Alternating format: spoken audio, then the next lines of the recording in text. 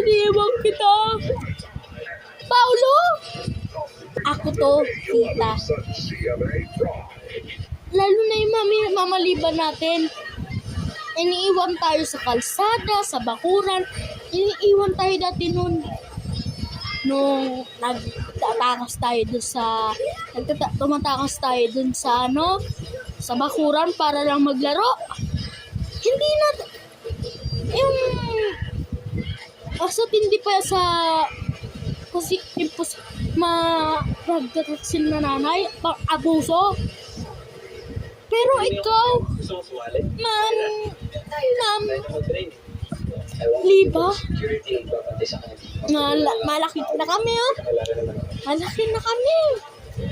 Anong problema kung kayo, kung ikaw, kung si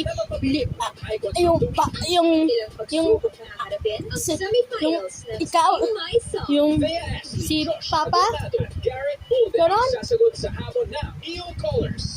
At ako naman magsasabi, huwag, Paulo, joke ka lang, ha? Marami ka ng drama sa akin.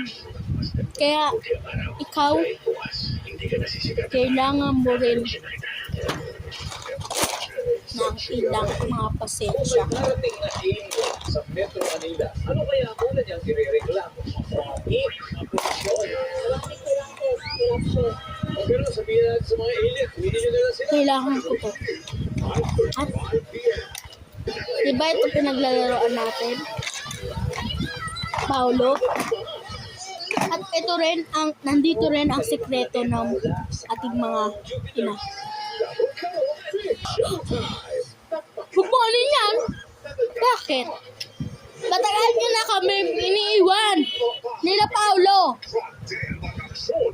Huwag mo ano yun yan? Ano bang mga gusto mo?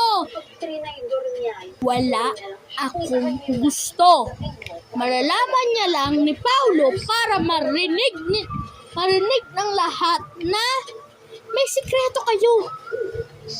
Kaya ganyan. Pag unang araw na dumating si Paulo Dumaguete, yung naging ano niya. Wala siyang apelido sa atin.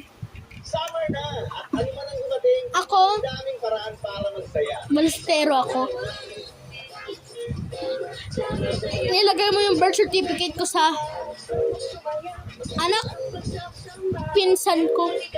Kaya humanda ka.